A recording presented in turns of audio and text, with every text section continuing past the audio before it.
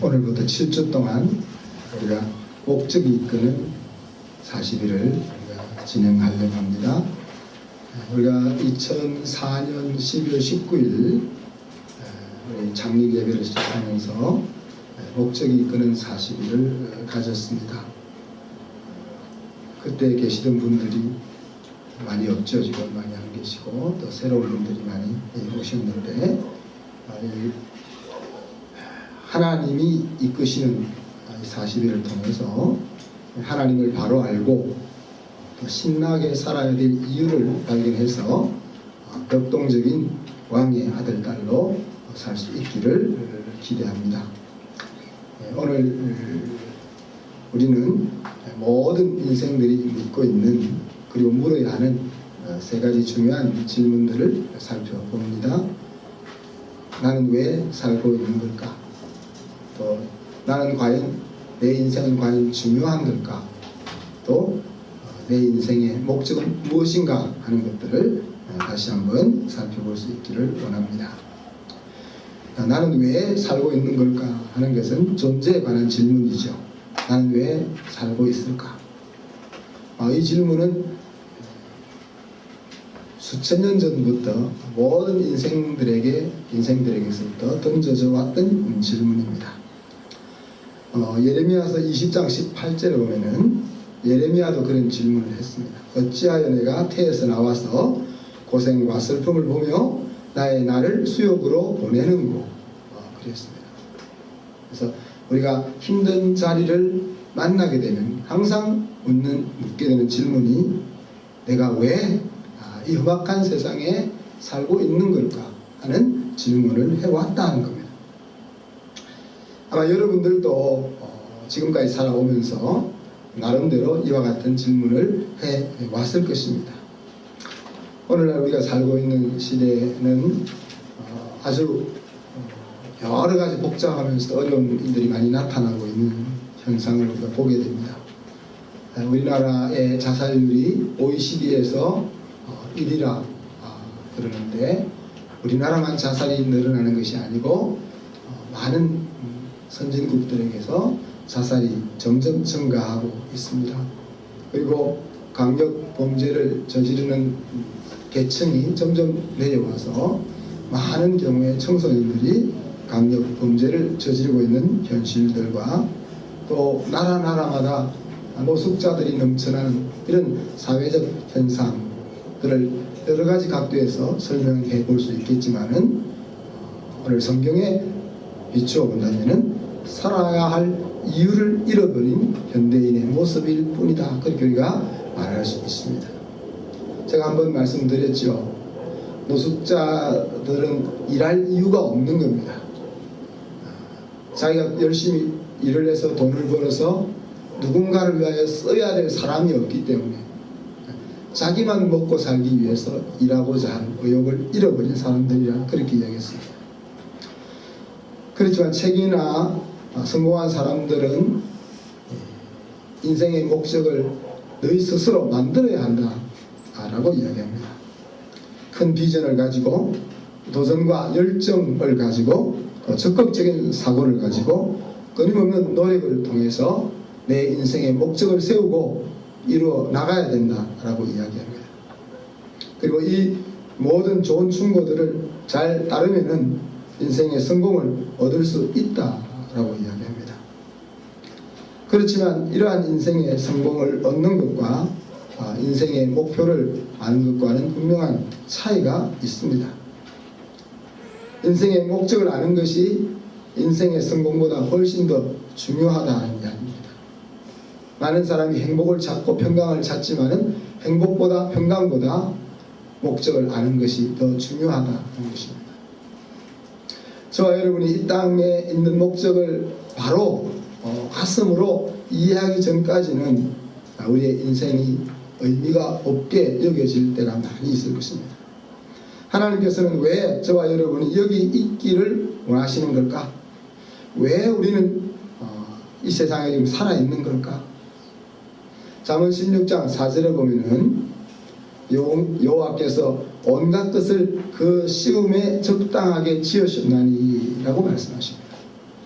여기서 하나님은 온갖 것이라고 이야기했는데 그 말은 하나님께서 만드신 모든 것을 목적대로 지으셨다 하는 겁니다. 그 어떤 것도 목적이 없이 지으신 것은 없다는 이야기입니다. 하나님께서 저와 여러분을 이 세상에 보낸 것에도 목적이 있고 또 오늘 이 21세기 이 시점에 한순교회라는 공동체 속에 있게 하신 데도 목적이 있다는 겁니다. 그래서 앞으로 7주 동안 그 많은 목적들 가운데 우리가 5가지 목적을 중심으로 해서 우리의 인생을 다시 살펴볼 것입니다. 오늘 읽었던 에베소서 1장 앞부분에 보면은 먼저 하나님의 동기를 우리가 살펴볼 수 있습니다. 4절에 보면 곧 창세전에 그리스도 안에서 우리를 택하사 우리로 사랑 안에서 그 앞에 거룩하고 흠이 없게 하시려고 라고 말씀하십니다. 하나님의 사랑 안에서 우리를 지으셨다. 하나님이 우리를 만드셨고 하나님이 우리를 사랑하신다는 사실을 분명하게 언급하고 있습니다. 다시 말하면은 하나님께서는 우리를 사랑하기 위해서 지으셨다. 사랑의 대상으로 지으셨다.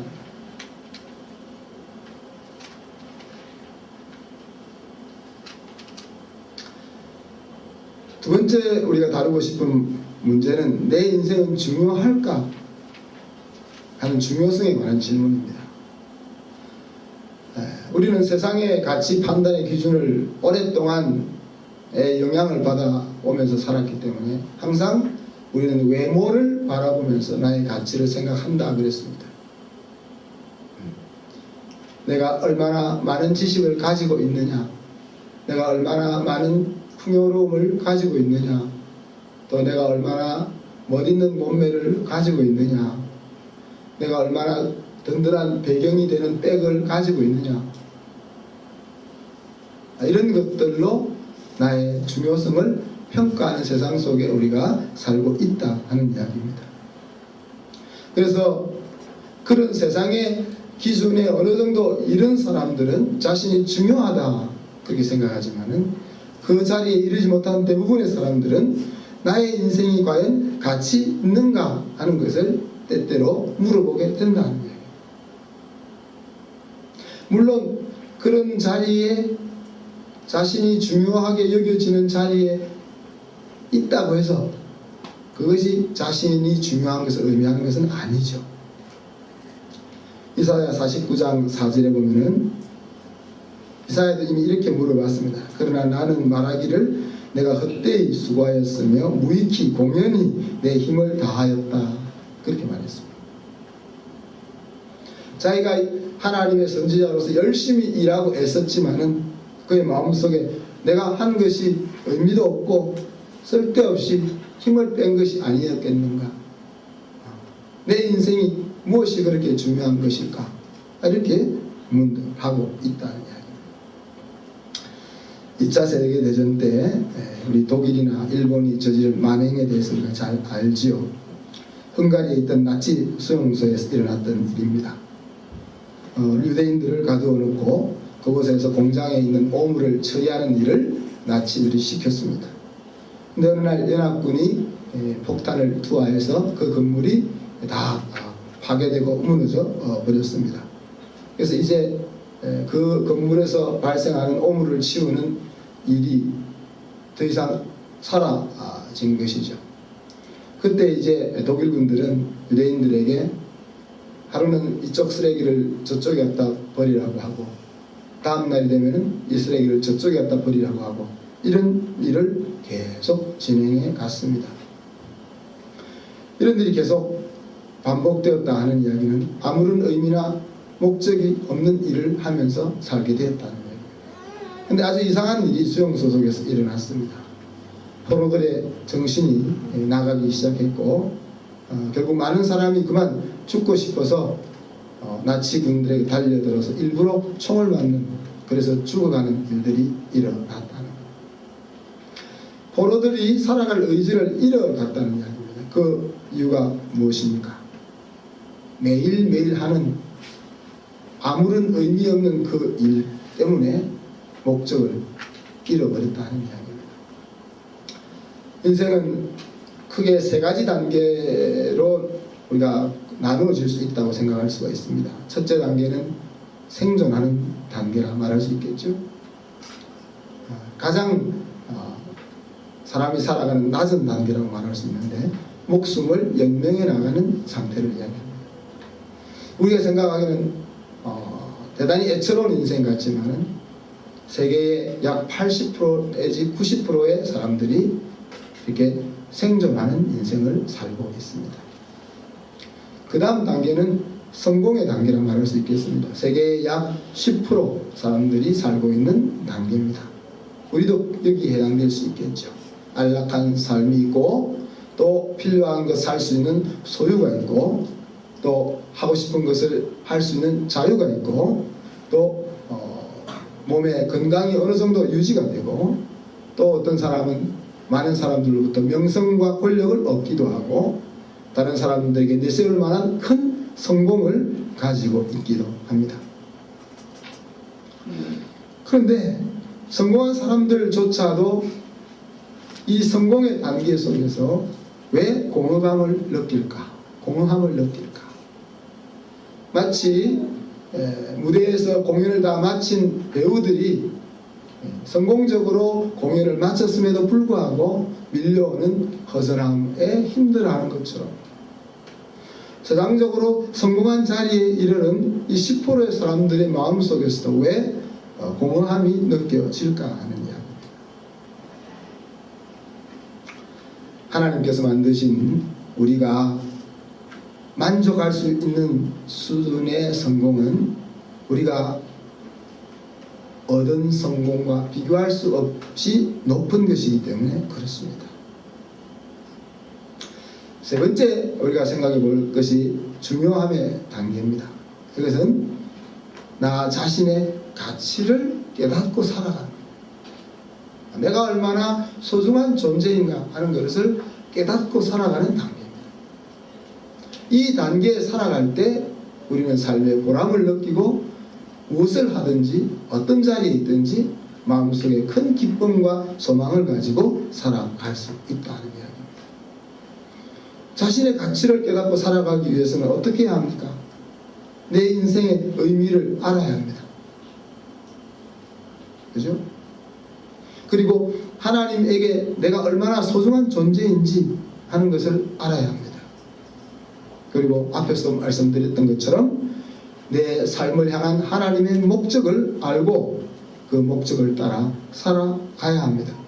이렇게 할 때 비로소 우리는 자신의 가치를 깨닫고 자신을 소중하게 여기며 살아갈 수 있는 복된 인생의 길을 걸어갈 수 있는 것입니다. 이사야 44장 2절에 보면은 우리가 하나님께 얼마나 중요한 존재인지 하는 것들을 묘사합니다. 너를 지으며 너를 모태에서 조성하고 너를 도와줄 여호와가 말하노라. 하나님은 내가 숨을 쉬고 태어나기도 전에 내 인생의 하루하루를 계획하셨고 나의 모든 날이 이미 하나님의 책에 기록되어 있다. 그렇게 표현했습니다. 하나님이 나를 내가 이 세상에 나오기도 전에 우리가 어떤 존재가 될 것을 계획하고 설계도를 작성해서 우리를 이 땅에 태어나게 하셨다는 얘기입니다.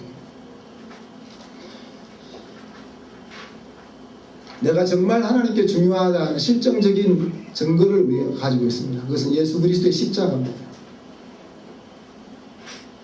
하나님의 아들이신 예수님을 십자가에 달려 죽게 하는 그 처절한 형벌을 줄 정도로 하나님에게 우리는 소중하다 하는 이야기입니다.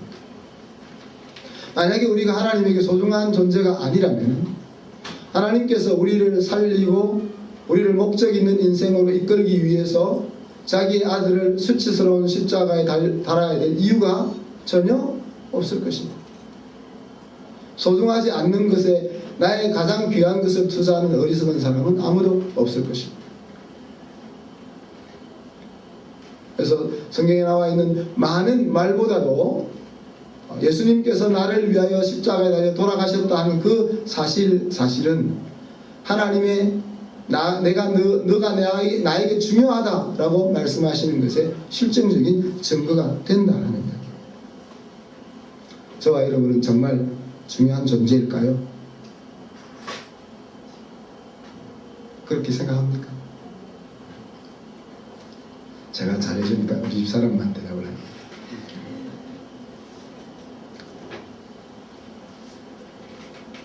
내가 정말 중요하다는 생각이 우리 성도들 가슴속에 꽉 차있습니다. 내가 중요하다는 생각이 꽉 차있으면 상처도 잘 안 받아요. 이 가슴이 빵빵해서 상처가 들어올 틈이 없어지는 거예요. 내가 중요하다는 생각이 쭈그러 들어갈 때 그 속으로 여러 가지 공격들이 파고 들어온다는 이야기. 하나님께서 우리를 사랑하기 위해서 지으셨다 그랬습니다. 하나님은 저와 여러분을 너희는 나의 소유된 백성이다 그랬습니다. 그리고 너희는 나의 가장 소중한 기업이다. 다시 말하면 나에게 있어서 가장 소중한 재산이다. 그렇게 이야기했습니다. 사도 바울은 너희는 나의 자랑이요 면류관이라 그랬습니다. 하나님에게 있어서 우리는 면류관과 같은 존재다. 그 말은 종합해 보면은 저와 여러분이 없으면은 하나님 자신도 아무 의미가 없다라는 이야기입니다. 하나님이 그렇게 우리를 만들었다. 우리가 없다면은, 우리의 행복이 없다면은 온 우주 만물의 주인 되신 하나님께서 스스로 나에게도 의미가 없다. 그렇게 말씀하신다는 거예요. 이 이상 우리의 소중함을 어떻게 더 말할 수 있겠어요? 우리가 소중하게 여겨지지 않는 이유는 세상적 가치관에 의해서 외모로 나를 바라보기 때문에 그렇습니다. 하나님의 눈으로 우리를 바라보면 오늘 우리가 얼마나 소중한가 하는 것을 느낄 수가 있는 것입니다.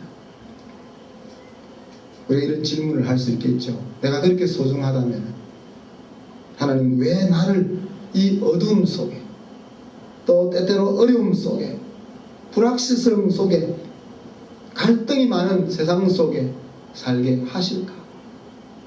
그런 질문이 던져질 수가 있습니다. 사도 바울은 우리의 인생에 이와 같은 수많은 우여곡절이 있겠지만 궁극적으로인 하나님의 계획은 무엇이라고 했습니까?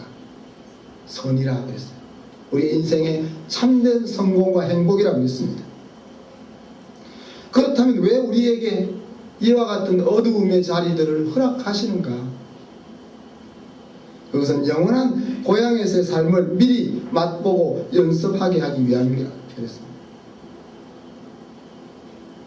우리가 살고 있는 이 땅은 영원한 세상같이 여겨지지만 우리 저 뒤에 앉아있는 우리 청년부, 젊은 청년들 생각에는 죽음이라는 것은 나와 먼 것처럼 여겨지겠지만 또 우리 권사님이나 저나 우리 김신원 집사님이나 우리는 앞으로 가야 될 길이 눈앞에 있는 것 같지만 이 땅에서 주어진 그 80년, 90년, 100년의 세월이라는 것은 하나님이 우리에게 주신 영혼이라는 것에 비교할 수 없이 짧은 거다. 그 짧은 시간 동안 영혼의 시간 속에서 삶을 준비하고 연습하라 하는 것입니다. 저와 여러분 인생을 낭비할 수 있는 가장 좋은 방법은 무엇이겠습니까? 영혼을 생각하지 않고 이 땅에서만 열심히 사는 것입니다. 이 땅의 필요와 이 땅의 만족을 위해서 열심히 사는 것이 우리의 인생을 가장 허비하는 방법입니다. 우리가 이 땅을 떠난 이후에는 80년, 90년과 비교할 수 없이 긴 영원한 시간이 시작됩니다. 주님과 함께 영원한 시간이 시작됩니다. 그런 관점에서 우리가 이 땅에서 사는 삶이라는 것은 하나님과 함께 사는 영원한 그 삶에 비하면 큰 물통에서 물이 한 방울 떨어진 것과 같은 것, 그렇게 짧은 삶이라고 말할 수 있는 것입니다. 이 짧은 물이 한 방울 떨어지는 것과 같은 이 짧은 시간에 우리가 해야 될 일은 무엇입니까? 영원한 삶을 준비하는 것입니다. 앞으로 7주 동안 우리는 어떻게 영혼을 준비할 것인지에 대해서 배울 것입니다. 마지막 세 번째는 나의 목적은 그럼 무엇인가 하는 의도의 문제입니다. 하나님의 구체적인 의도가 무엇인가? 하나님이 나를 향한 구체적인 목적은 무엇인가 하는 것입니다. 나는 왜 이곳에 있는 것일까? 이사야는 토기장의 비유를 통해서 하나님이 만드신 작품이 저와 여러분이라 그랬어요. 작품을 만들 때는 목적을 가지고 만들게 되어 있습니다. 하나님은 분명한 목표를 가지고 목적을 가지고 우리를 빚으셨다는 이야기입니다. 여러분, 지난 세기의 가장 위대한 철학자 중에 하나였던 버트란드 러셀을 알죠? 그는 영국의 유명한 철학자였지만 무신론자였습니다. 그는 목사의 아들이었지만 무신론자였습니다. 근데 그 사람이 이렇게 이야기했습니다. 하나님의 존재를 없다고 가정하면 인생의 의미나 목적에 관한 문제는 무의미해진다. 그가 목사의 아들로 살아가면서 신앙에 대한 회의를 느끼고 그는 무신론자로 살아갔지만 무신론자로 살아가면서 그 마음의 공허함을 이렇게 이야기한 것입니다. 하나님의 존재가 없다면 인생의 의미나 목적이 무엇이 의미가 있겠느냐, 그렇게 이야기했습니다. 하나님이 계시지 않는다면 저와 여러분은 어떻게 이 세상에 존재하게 된 것입니까? 진화론의 주장처럼 그냥 우연히 만들어진 존재입니다. 그리고 우리의 뿌리를 찾아 내려가면 저 흙탕물 같은 구정물과 같은 그 속에서 수천 년, 수만 년, 수백만 년의 시간이 흘러서 만들어진 발전한 하나의 생명체일 뿐이라, 유기체의 복합물일 뿐이라 하는 이야기입니다. 내 뿌리가 그렇다면은 내 인생의 중요성이 어디 있냐 하는 이야기. 그래서 사실 하나님을 알든 모르든, 하나님을 믿든 믿지 않든 자기의 인생의 소중함을 알려고 하는 사람이라면 하나님의 존재를 인정하지 않을 수가 없는 것입니다. 하나님은 분명히 살아계시고 저와 여러분을 특별한 목적과 이유를 가지고 만드셨다.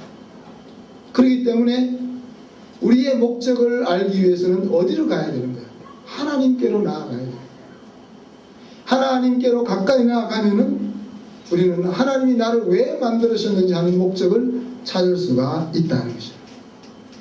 여러분, 이거는 무엇에 쓰이는 겁니까?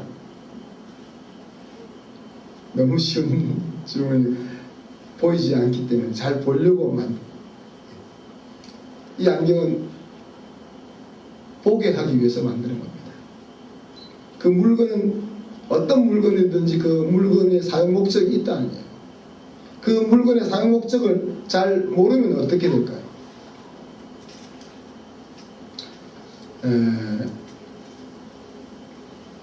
우리나라 선교사들이 처음 올 때 선교사들에게서 선물을 주민들이 받았는데 양초를 받아가지고 끓여 먹었다는 거 아니겠습니까? 양초는 불을 밝히기 위한 목적으로 만들어진 건데 양초가 무슨 목적에 쓰이는지를 알지를 못하니까 그것을 끓여 먹어봤다는 이야기.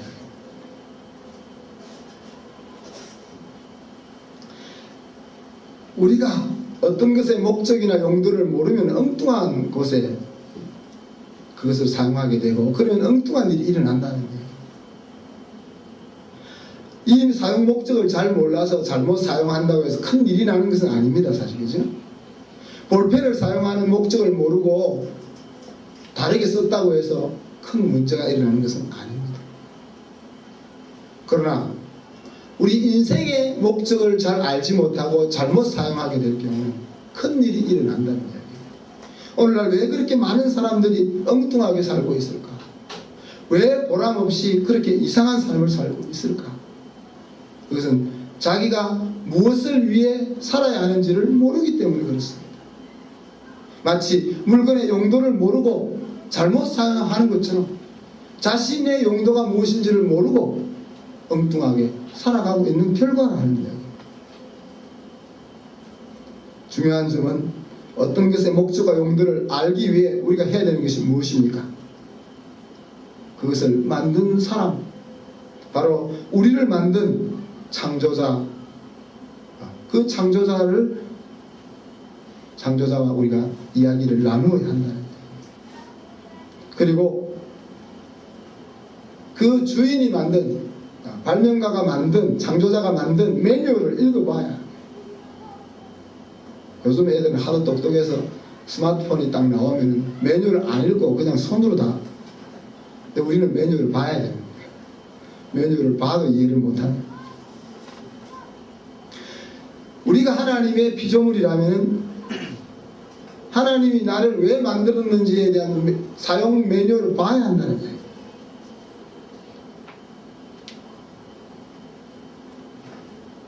그것이 우리의 인생의 목적을 알 수 있는 유일한 방법입니다. 창세기 1장 1절에는 태초에 하나님이 천지를 창조하셨다 그랬습니다. 하나님이 나를 창조했다는 이야기입니다. 이 말씀이 없었다면 우리의 인생의 의미와 목적을 말할 수 없다 앞에서 이야기했죠. 하나님이 나를 만드셨다는 이 말이 온 세상의 수많은 책들 가운데서 우주와 인간의 출발에 대해서 말하고 있는 유일한 합리적인 선언입니다. 무슨 곰과 뭐가 나와서 막 이런 신화적인 이야기 말고, 어디서도 인간이 어디서 왔는지, 이 세상이 어디에서 출발되었는지를 합리적으로 이야기해주고 있지 못합니다. 창세기 1장 1절에서만 이 우주는 하나님이 만드셨고 너는 하나님이 이 세상에 존재하게 했다라고 말씀하고 있는 것입니다. 그래서 이것을 알아야, 이 뿌리를 알아야 하나님이 우리의 인생의 목적을 말할 수 있다는 거예요. 잠언 9장 10절을 여호와를 경외하는 것이 지혜의 근본이요 거룩한 자를 아는 것이 명철이라 그랬습니다. 우리가 똑똑해지고 싶고 지혜로워지고 싶고 세상에서 성공하고 싶다면은 우리는 하나님을 아는 것에 시간을 들여야 한다는 얘기예요. 앞으로 우리가 7주 동안 목적이 이끄는 40일, 그래서 우리 리고렛 목사님이 요즘 어떻게 되셨는지, 성경이 없어도 하나님이 없어도 예수 그리스도를 몰라도 구원을 얻을 수가 있다라고 말씀을 하셔서 목적이 이끄는 40일보다 하나님이 이끄는 40일로 우리가 바꾸어서 생각했으면 좋겠어요. 40일이라는 시간은 성경 속에서 많은 중요한 의미를 가지고 있는 시간이죠. 예수님께서 우리를 구원하기 전에도 40일 동안 광야에서 성령에 이끌려 훈련을 받으셨고, 바울이 하나님의 나라를 위하여 수고할 때도 광야에서 40일 동안 훈련을 받았고, 모세도 40일 동안, 이런 중요한 내용들이 40이라는 숫자 속에 담겨 있습니다. 이 40일이라는 사실 짧은, 우리 인생에 비하면 또 더 짧은 시간이지만은 우리의 인생이 충분히 변화될 수 있는 시간이기도 합니다. 저는 대학교 1학년 때 예수님을 영접했는데요. 예수님을 영접하고 20일 동안 매일 2시간씩 성경을 공부하는, 연구하는 그 20일의 짧은 시간을 통해서 변화를 받았습니다. 그리고 그때 변화는 내 인생을 다르게 만들어 놓았습니다. 그 짧은 20일이 20년 동안 신앙생활을 했던 사람들과 동일한 자리에 서게 만들었다는 이야기입니다. 그래서 이 짧은 7주가 저와 여러분을 그런 자리에 함께 만들 수 있기를 원합니다. 그래서 여러분에게 당부하는 것은, 첫째, 홈페이지에 올라가면은 목적이 이끄는 삶에 대해서 우리가 한 과씩 올라가 있습니다. 그래서 매일 그거 읽는데 한 5분 정도 걸릴 텐데 말씀 읽고 그 주제에 대해서 매일매일 묵상할 수 있기를 바랍니다. 그리고 혼자 하지 마시고 둘씩 좀 짝을 만드시면 좋습니다. 그죠? 부부끼리 짝을 만들어도 좋고 또 다른 사람과 이렇게 짝을 만들어도 좋습니다. 그래서 동역장을 만들어서 매일 주어지는 주제에 대해서 읽고 나눌 수 있기를 바랍니다. 그리고 순회 참석할 수 있다면 순회 참석해서 함께 나누고 격려하는 시간을 가질 수 있었으면 좋겠습니다. 그리고 하나 더, 앞으로 7주 동안 주일날 전해질 7가지의 설교를 모두 듣고자 하는 마음을 가져주시기를 바랍니다. 불가피하게 빠지게 될 경우에는 홈페이지로 들어오셔서 말씀을 읽어주시기를 바랍니다. 그래서 이 놀라운 일이 짧은 7주라는 이 기간 동안에 저와 여러분의 삶 속에 일어날 수 있기를 주님의 이름으로 축복합니다. 기도하겠습니다. 하나님 아버지, 사랑과 은혜를 감사합니다. 우리를 사랑하기 위해서 만드셨다고 하심을 감사합니다. 내가 소중하다고 말씀해 주심을 감사합니다. 너가 없으면 나의 의미가 없다고 말씀해 주심을 감사합니다. 주님, 우리가 세상 사람들의 눈으로 나의 껍질을 바라봄으로 인해서 내가 가치가 있다고 여기지 못했던 것을 회개합니다. 주님, 이제 우리가 하나님이 만드신 목적을 찾아서 보람있고 신나는 인생을 살기를 원합니다. 7주 동안의 시간 가운데서 하나님 우리와 함께 하시고 우리의 마음을 열어주시고 하나님의 말씀이 들려지게 하여 주셔서 하나님이 나를 만드신 내가 가장 아름답게 사용되어질 그 매뉴얼들을 찾는 시간이 되게 하여 주시옵소서. 감사드리며 예수님 이름으로 기도하옵나이다. 아멘.